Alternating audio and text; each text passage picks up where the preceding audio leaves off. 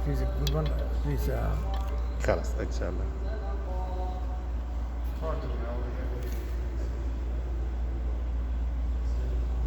Okay. We'll start. Yeah.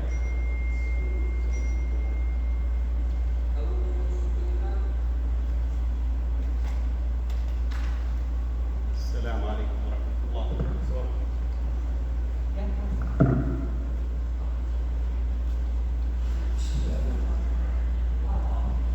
الله أكبر الله أكبر الله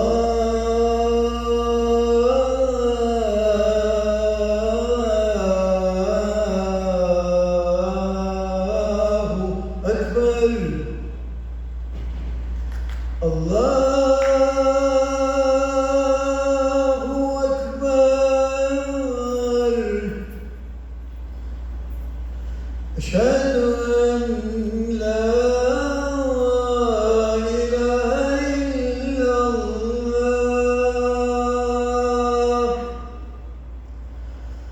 أشهد أن لا إله إلا الله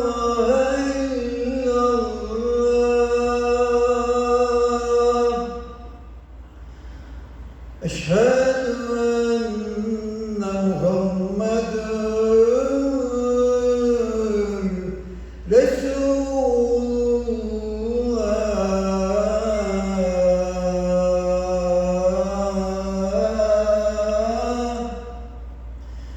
أشهد أن محمدًا رسول الله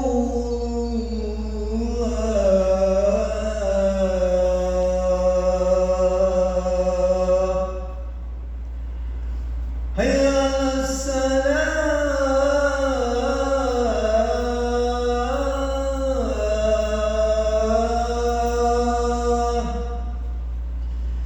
هيا على السلام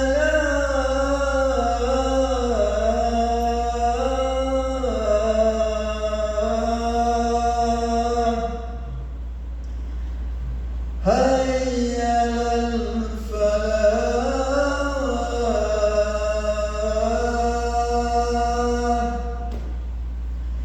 هيا على الفلاح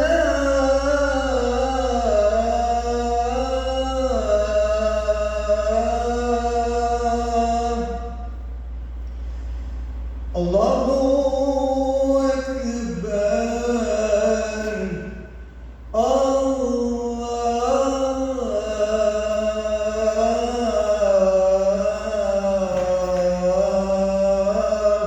الله أكبر لا إله إلا الله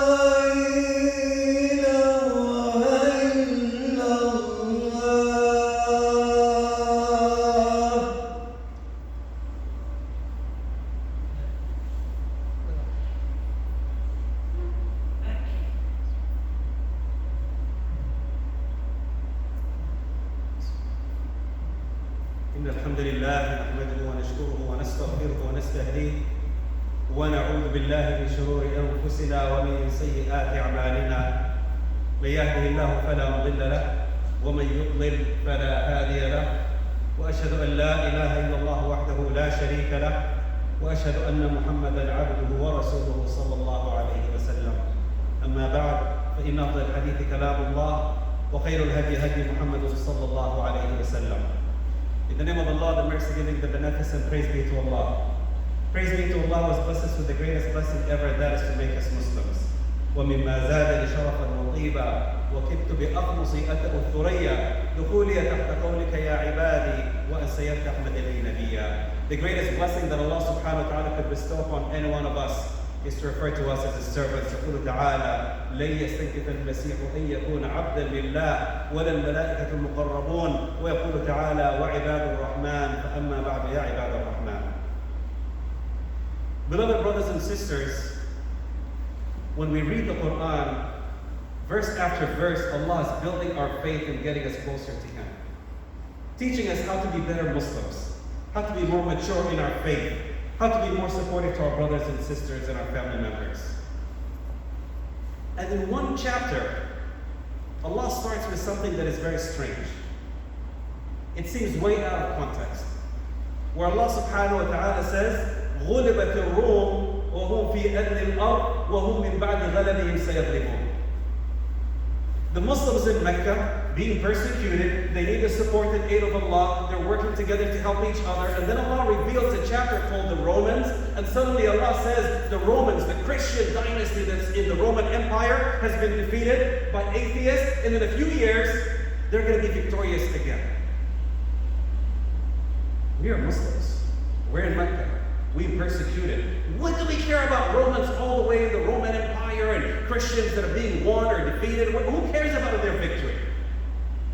But in that chapter, in the beginning of the chapter, Allah teaches us that a Muslim, yes, you worship Allah, yes, you increase your faith, but you must be involved with the day-and-day events of your life and the life of others.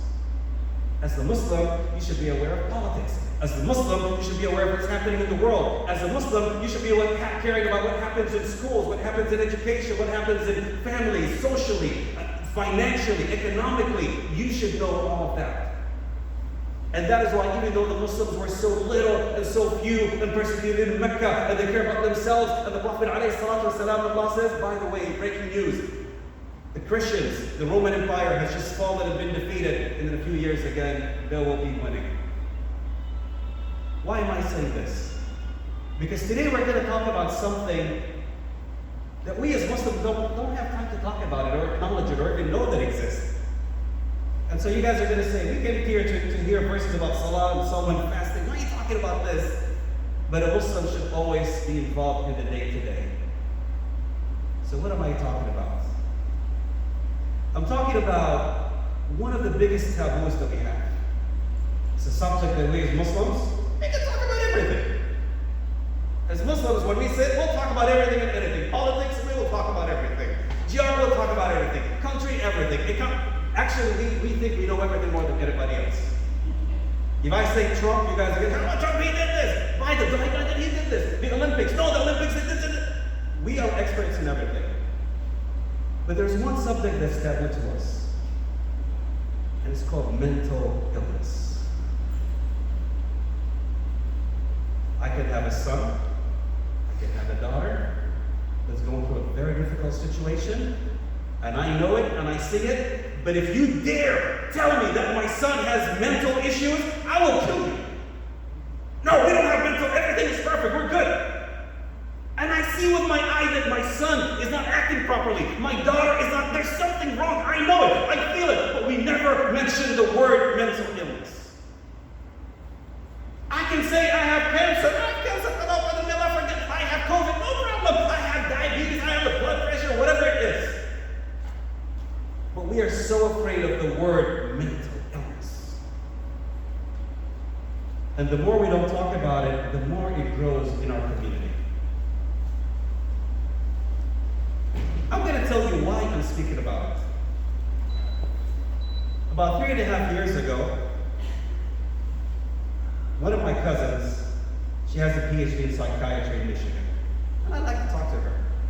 I laugh at her and tease her and joke her. And I say, you psychiatrists are the worst job. You guys are just liars. You guys just sit there and charge people money to listen to what they have to say and say, and how does that make you feel? You guys, that's not a real job. Psychiatry is just fake. And I always like to joke and mess with her about that. Until about 3.5 years ago, I was watching the local news here in South Florida. And what happened around Boynton Beach, someone walked into the store and shot his companion or girlfriend. And she's dead, and he put her in the car, and he got on Highway 95 and went in the opposite direction. And I was talking to her, and said, oh my God, I'm just looking at the local news, and someone just did this. And he said, yes, it's called schizophrenia. I'm like, oh my God, you psychiatrists and all of your terms. This is a criminal. He killed someone. He did this. She's like, no.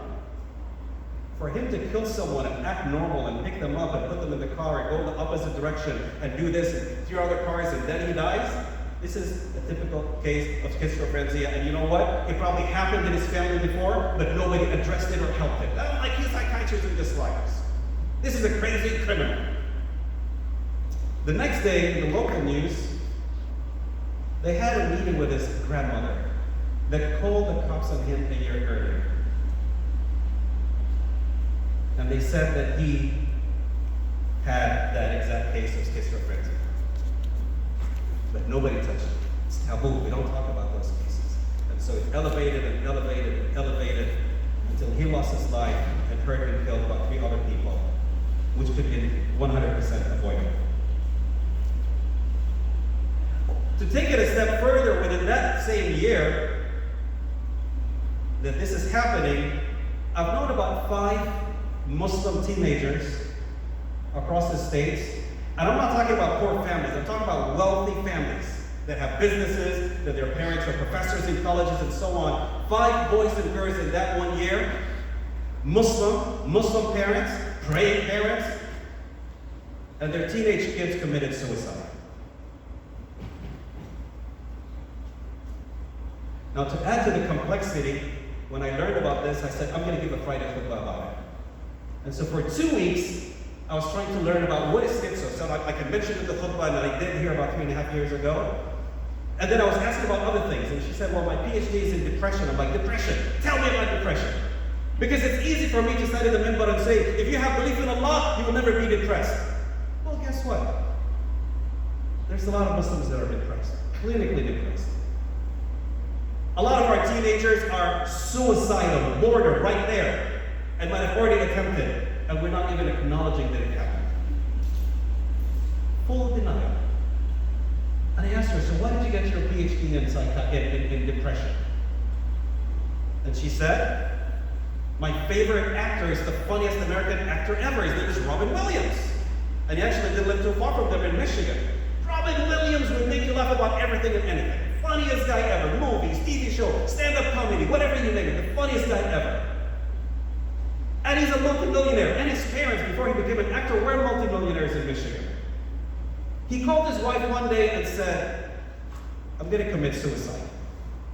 She looked at him and said, ha ha ha ha ha. Yeah, whatever. And the next day, the cops stop over and they say your husband committed suicide. So mental illness is something that's serious. Depression is something that is serious. It has red flags.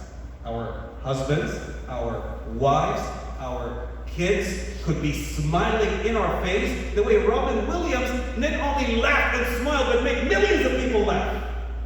But from the inside, they're so conflicted and hurt, and the mind is acting in a different way under that distress and stress, that they could be contemplating suicide. And we don't even know about it.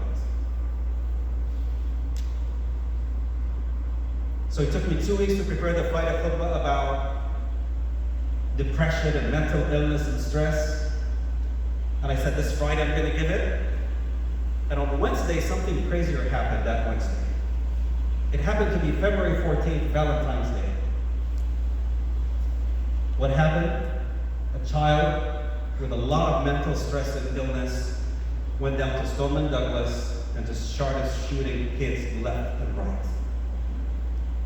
All the signs of mental illness, year after year, record after record, police report after police report, but people, again, neglected addressing the issues until it reached the point that he carried a gun and just went into a school and started shooting kid after kid after kid, and then walks in the street like nothing happened. Walks into McDonald's like he didn't do nothing wrong.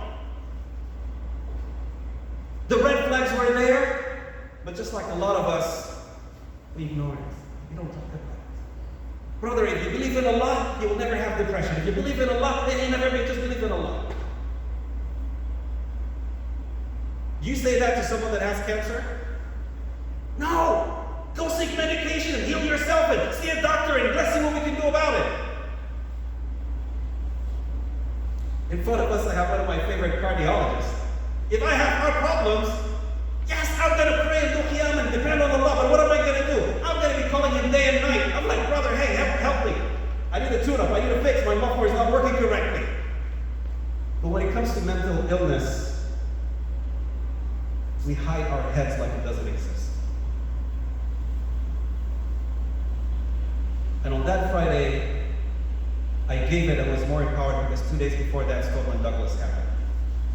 That was not the shock.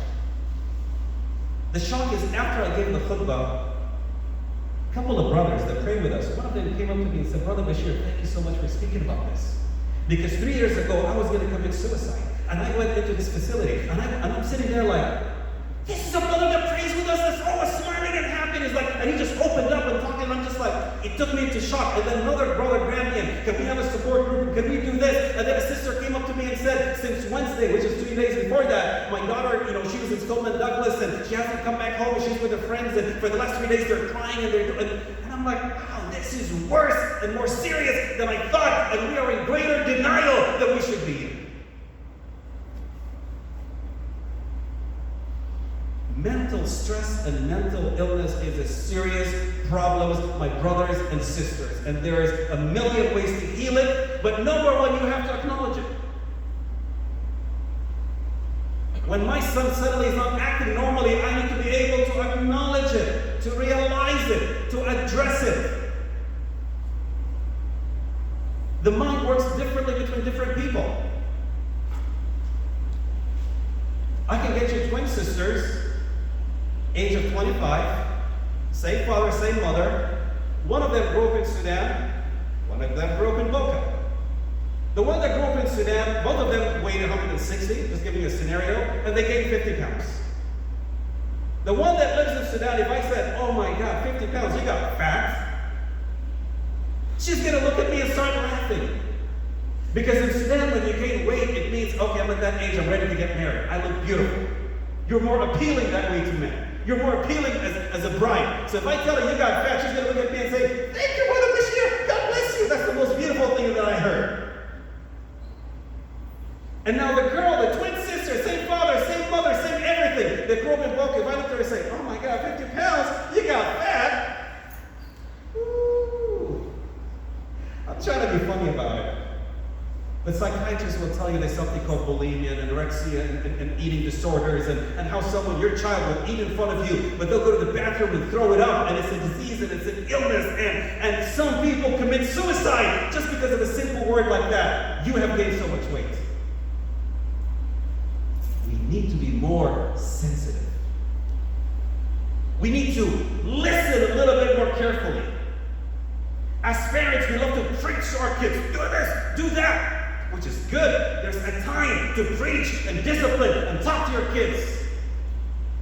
But there's a more important time when you need to sit and listen. When you notice your child is so motivated and so successful, and then suddenly there's a change in their life. They don't want to go to school anymore. They don't want to eat anymore. 8 o'clock, they went to bed, they sleep. Now for the last 3-4 weeks, there's not sleeping at the same time. There's the time to hit the brakes and listen. Something is not normal, something is wrong. I used to love it years ago. I worked at a Muslim school, and teachers would evaluate and say, we need to tell so-and-so that their child has a learning disorder or disability. I'm like, tell them. They're like, no. You cannot tell a Muslim parent your child has a learning disability. What do you mean? Of course, I thought I was a champion. I'm like, I'm going to try it. And I learned very quickly that not only are we in denial, we are in full attack mode. I'm trying to make light and joke about the situation, but my brothers and sisters, it's not easy when our children, day by day, are moving into drugs, and smoking weed, and overdosing, because now we're not dealing with those issues.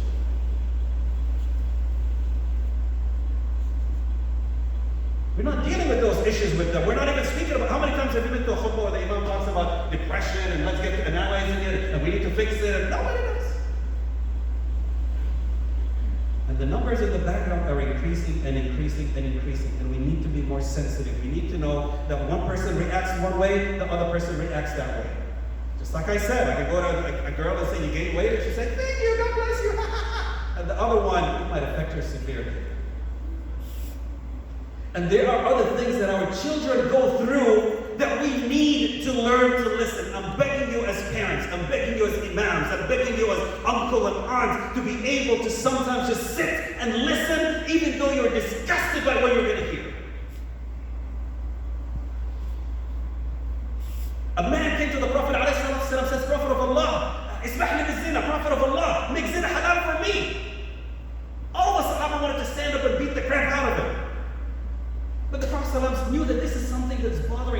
for us, haram, I'm not going to do it. I'm not going to commit adultery or zina or whatever. But this is someone that's consumed and it's just in it. Salam, okay, sit down, come sit next to me, my son. And he put his hand in his heart, which means what? Which means I love you. When you put your hand in someone's heart, in their chest, it means I love you. But it also means something else. It means I feel your pain. Someone says, come sit next to me. He's put his hand in his chest and says, I feel what you're going through. I understand why you want to do this. But my son, and then he starts talking to him and showing that I'm hearing you, and you accept it if someone commits adultery with your mother. No, Prophet, I'll kill him. Okay. What if someone committed adultery with your sister? How can you say that, Prophet? I'll kill him and I'll do this. Okay, that girl you want to commit adultery with, she's someone's daughter, she's someone's sister, she's someone, whatever. And the man looked at the Prophet and says, Wallahi, when I came, I wanted to commit zina. But after what I heard, I never want to commit it after that. I hate it. So we want to be able to listen to what's stressing our children's minds. One of my best friends used to be a wrestler. He used to be a top statewide basketball player, big African-American brother. You see, you want to run for your life. Boxer, basketball, champion. And his daughter was going to school, straight A's, and suddenly, C's and D's. Hey, what's wrong with you? I'm not able to study that, whatever. Okay, whatever. And the red flags were there. She's not sleeping regularly, she's not doing this, but again, whatever, really kids with it, and he just ignored it. And one day he was watching 60 Minutes. And there was a conversation about how 25% of the kids that take the school bus have been molested by senior kids. A girl is walking and a boy tried to touch her inappropriately. 25% of the kids in one study. So he looked at his daughter and said, have you ever seen any trash like this? And his daughter started to cry. In other words, she herself has been molested on the school bus. And that brother, that basketball and boxing champion, fell on the ground crying. Because he knew his daughter could never come up to him and say, Dad, this happened to me. A girl in Michigan committed suicide. Parents are like, we give her whatever she wants. She's supposed to be the happiest child. Yes. But little did they know that in high school she fell in love with a guy and he told her, hey, send me a picture with you showing part of your body. And she sent it very innocently. And now he's sending it to other people in school and she didn't know who to talk to or how to explain it. And then she just committed suicide. It's a time for me as an uncle, as an imam, as a father, as a mother, where I need to preach and discipline and whatever. But then there's a more important time when I need to listen to what they have to say.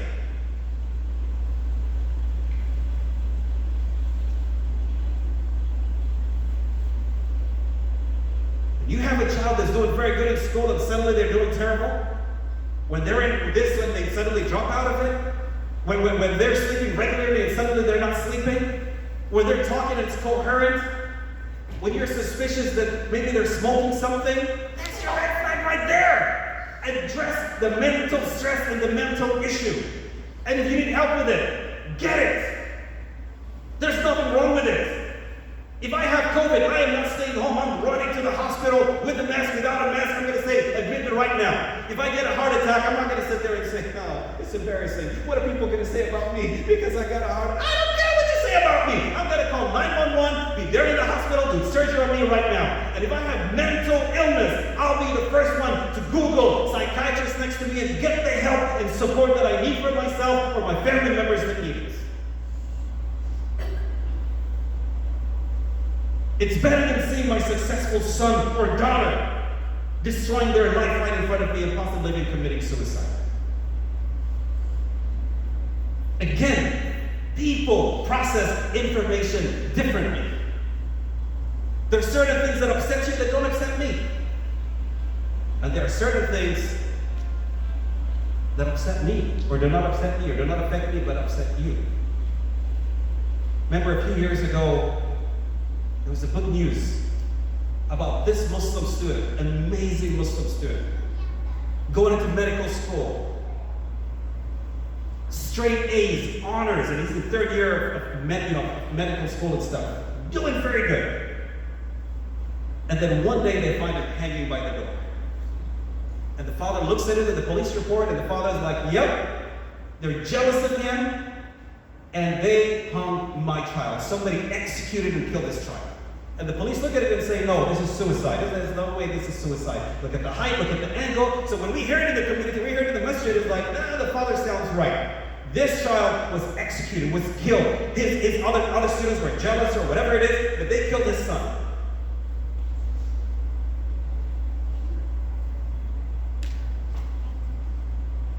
And the police report is going on. But a week later, it's Jumu'ah prayer, and we're supposed to pray the Janazah prayer on him.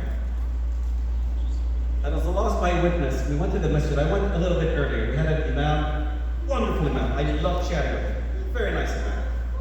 So I went a little bit earlier and sat with the imam, and we're laughing and talking. And a white Caucasian girl walks in. And she says, is this where they're going to have the funeral prayer and so and so? He said, yes. Is his father here? I said, nobody's here yet. Maybe another hour they'll be here. Why?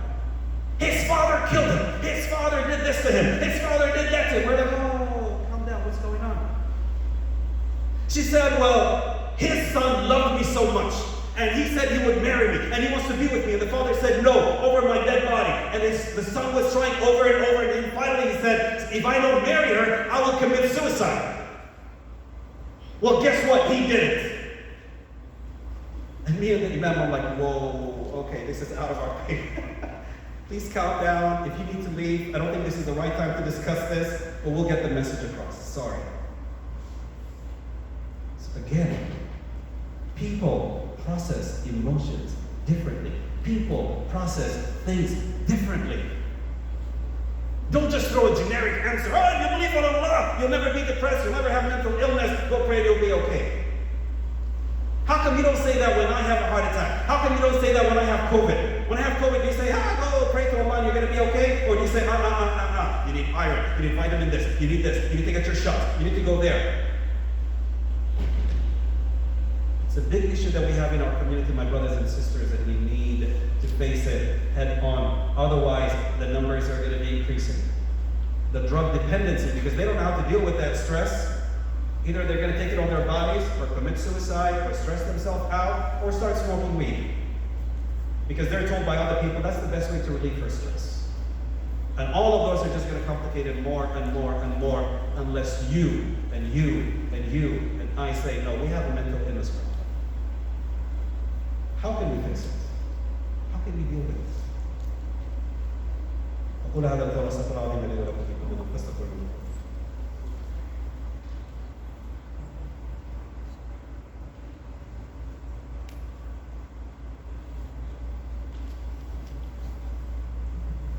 بسم الله والحمد لله والصلاة والسلام على رسول الله. أما بعد.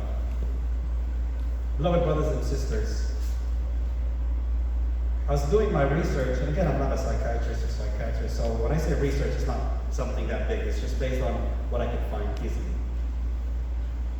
I tried to find out, okay, when is the least community has mental issues, and when is the most that they have? And a lot of people think if you're poor, you have mental illness. No, not necessarily. Actually, it's a lot more within rich and wealthier people. Actually, the wealthiest per capita nation in the world is Switzerland, and suicide is highest in Switzerland.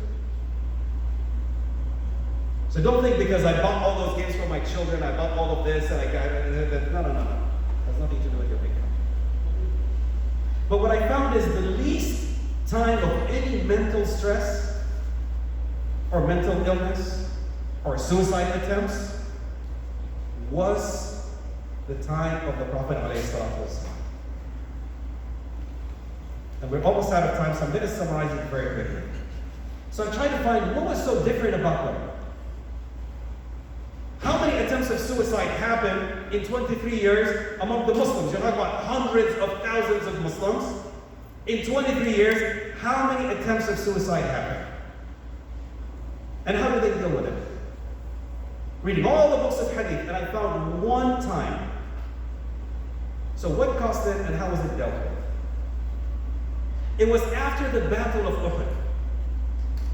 The Battle of Uhud, Muslims fought, they did very good, battle is done, and what happens is, after the battle is done, and a lot of people have died, it's the family members, the children, the wife will go to the field, or the mother or the daughter will walk into the field and see their family member and hold them and hug them and see how they're going to bury them. Because the shaheed is buried where they died. So a woman says, I went, she's the one narrating this story, she says, I went to the battlefield of Uhud after it was done, and I saw my husband. This is an elder woman that doesn't have a father, probably not a mother, doesn't have any children, she's old, she can't have children anymore. This is her husband of 40, 50 years, and he just died in front of her. She said at that moment, it's like he tore my heart out of my chest. I felt like dying, I just wanted to die right there. She said, I swore I'm going to die right next to my husband. I'm going to commit suicide right now because what can I live for? At the moment she saw her husband cut in the battlefield. She said, just at that moment, I looked next to me and I saw a young girl crying. She said, I went to her and I said, what's wrong with you? She said, I just lost my husband.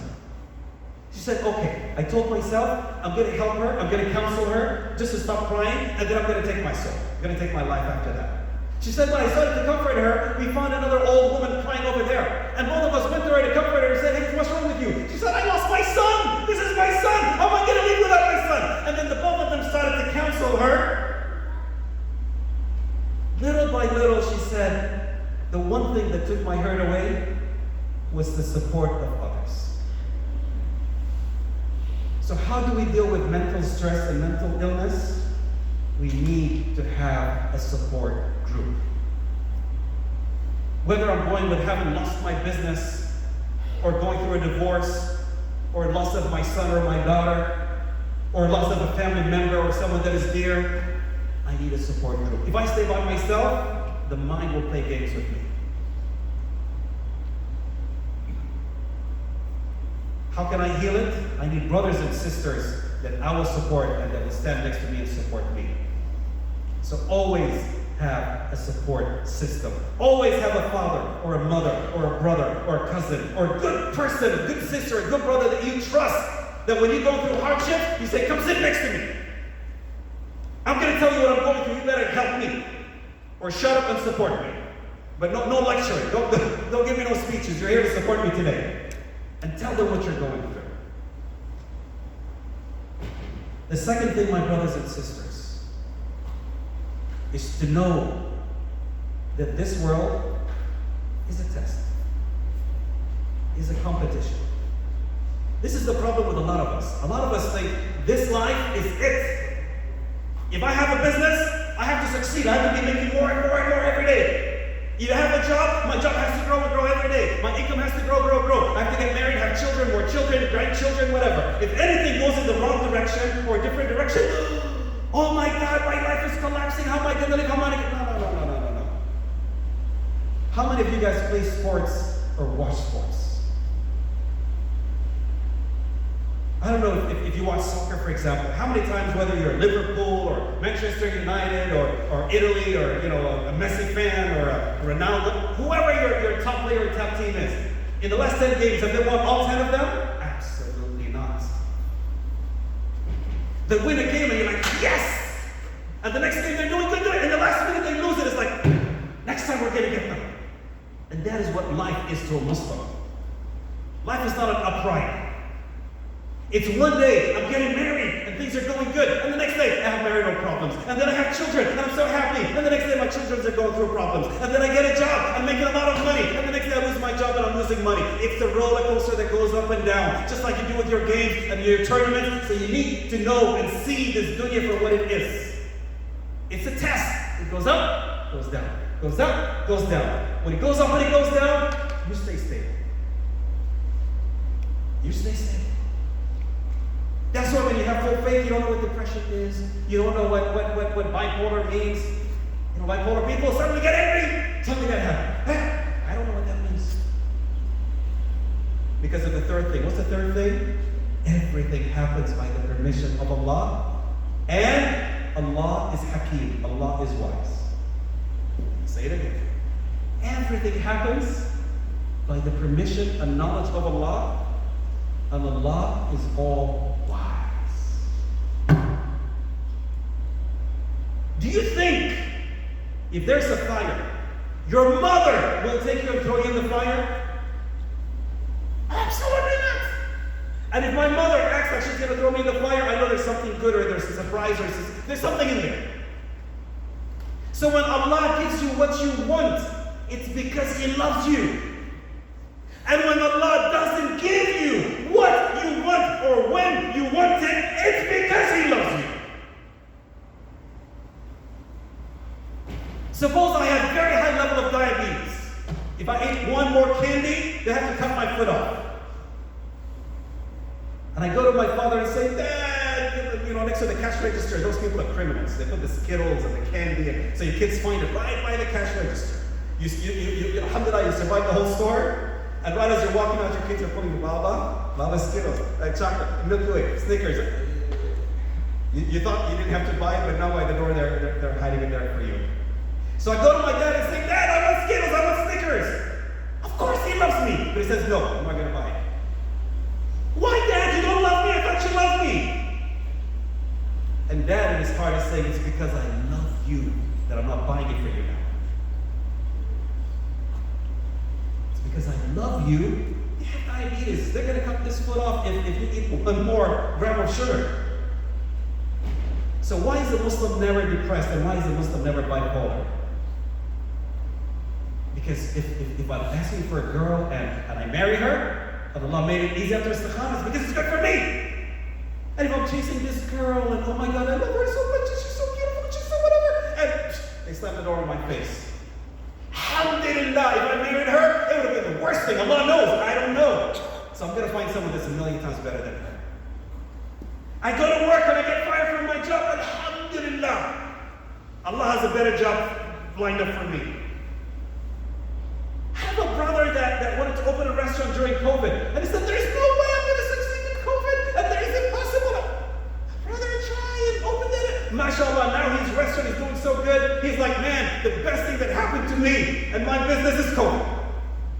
I don't know, I never heard about something called Grubhub or Uber Eats, but now I make double the money that I used to do before COVID through Grubhub and Uber Eats. He says, I don't want to say it out loud, but in my heart, alhamdulillah for COVID.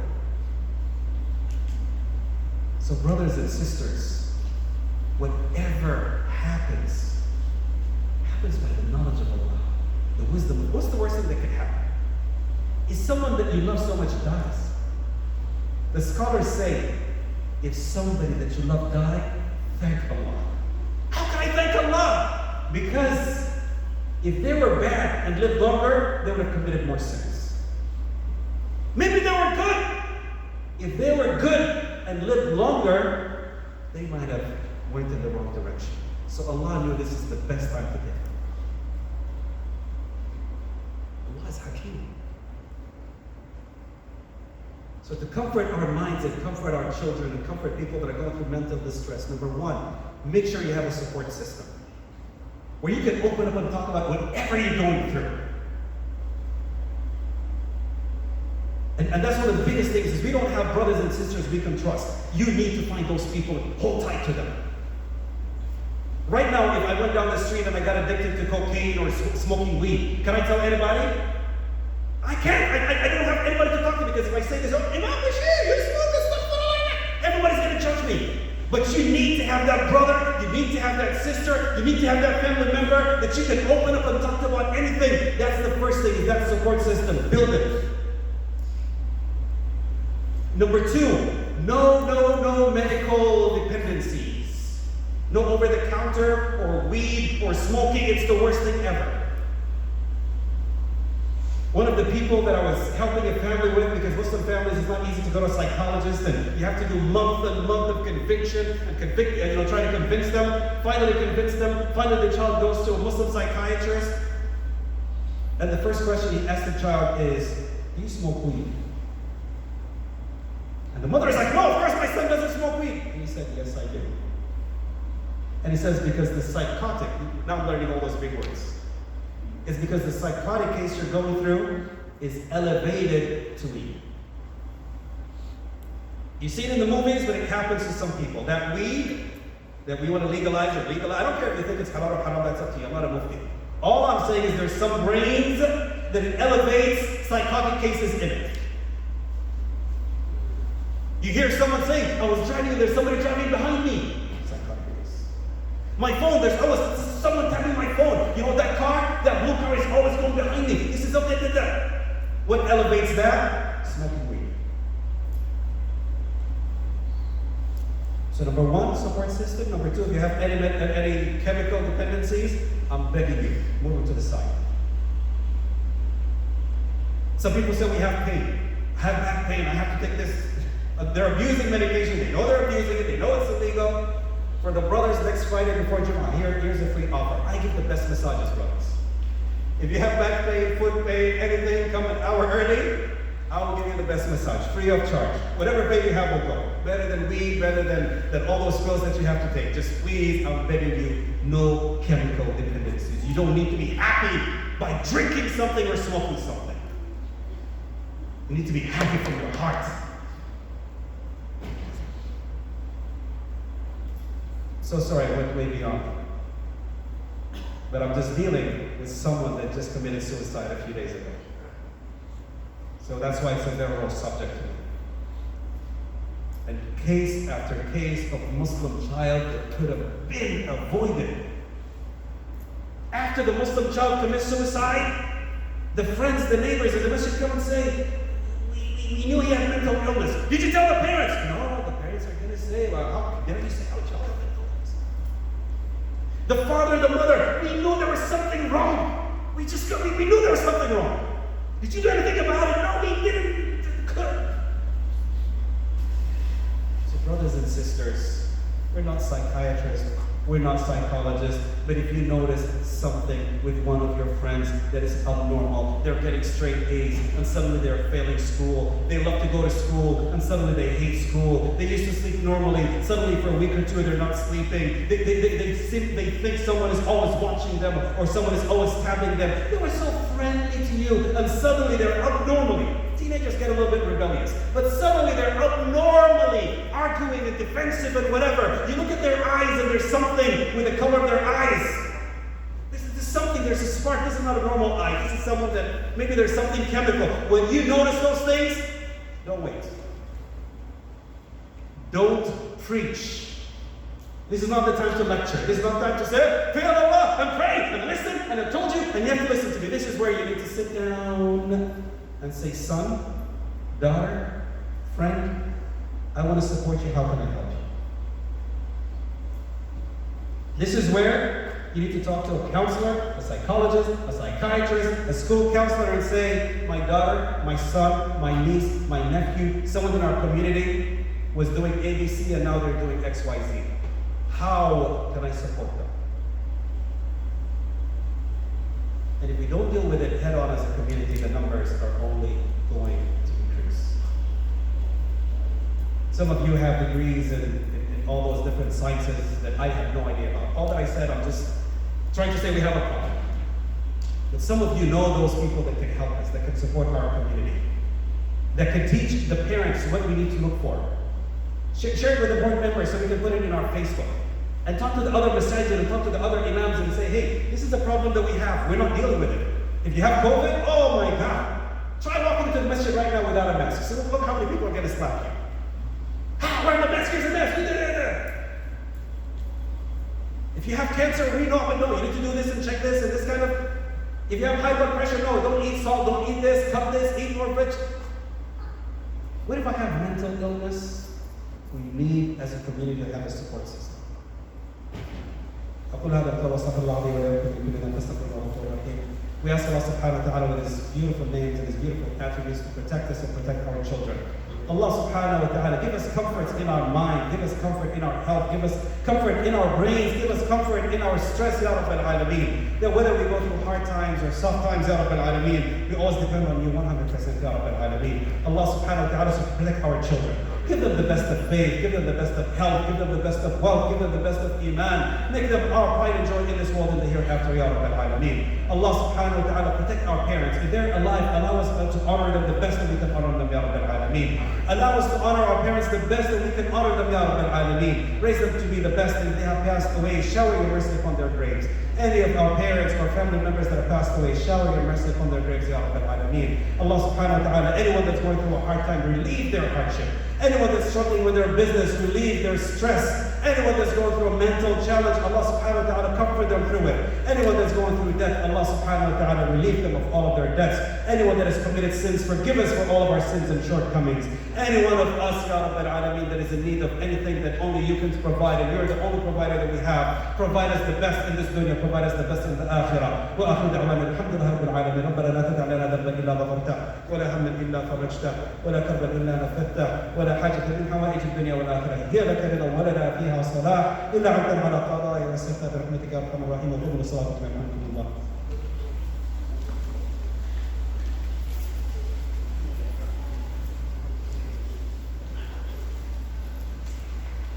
الله أكبر الله أكبر. أشهد أن لا إله إلا الله. أشهد أن محمدا رسول الله. هيا على الصلاة هيا على الفلاح. قد قامت الصلاة قد قامت الصلاة. الله أكبر الله أكبر. لا إله إلا الله.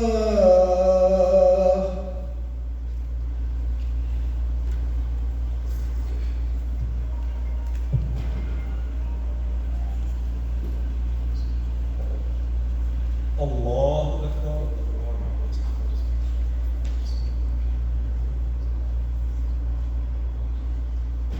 الحمد لله رب العالمين الرحمن الرحيم مالك يوم الدين. إياك نعبد وإياك نستعين. اهدنا الصراط المستقيم صراط الذين أنعمت عليهم غير المغضوب عليهم ولا الضالين.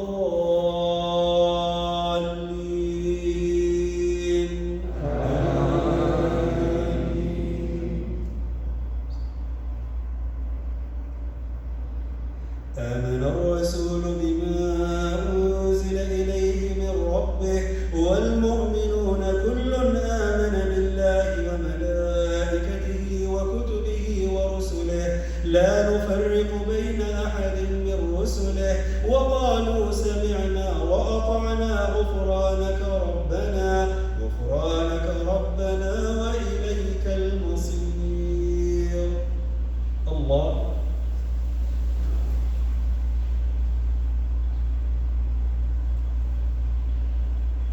سمع الله لمن حمده.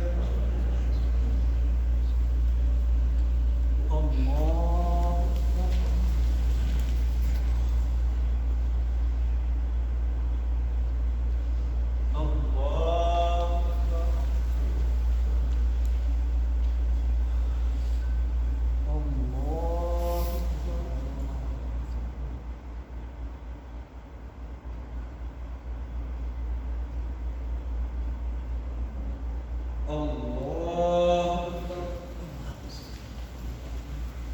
الحمد لله رب العالمين الرحمن الرحيم مالك يوم الدين.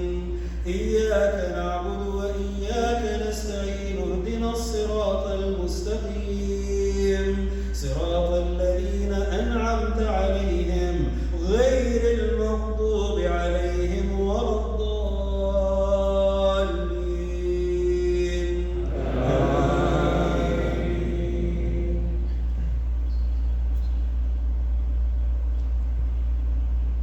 لا يكلف الله نفسا إلا وسعها لها ما كسبت وعليها ما اكتسبت. ربنا لا تؤاخذنا إن نسينا أو أخطأنا. ربنا ولا تحمل علينا إصرا إصرا كما حملته على الذين من قبلنا ربنا ولا تحملنا ما لا طاقة لنا به واعف عنا واغفر لنا وارحمنا أنت مولانا فانصرنا على القوم الكافرين. الله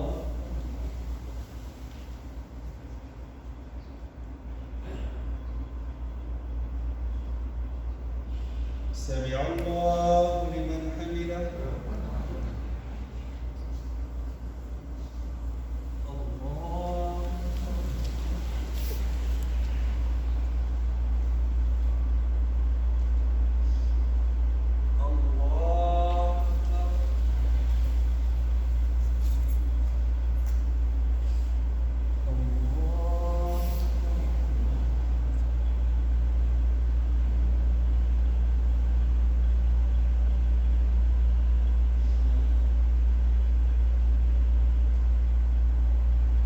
الله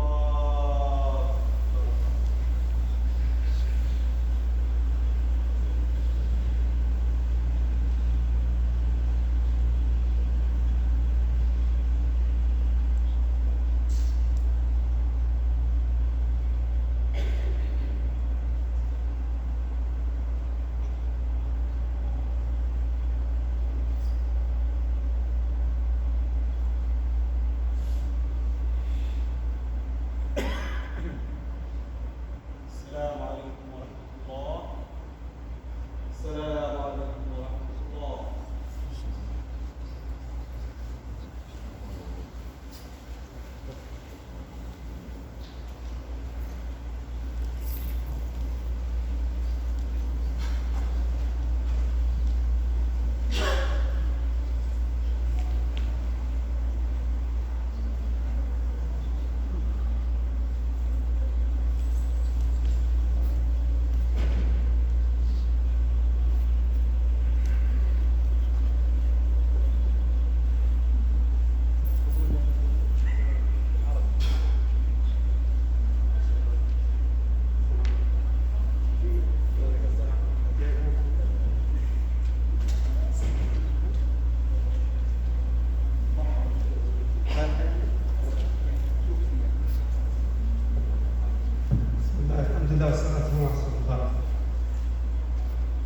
We have our brother Marhum Al-Haj Muhammad Al-Wasifi passed away, so keep him in your dua, inshallah. Let's read Surah Al-Fatiha.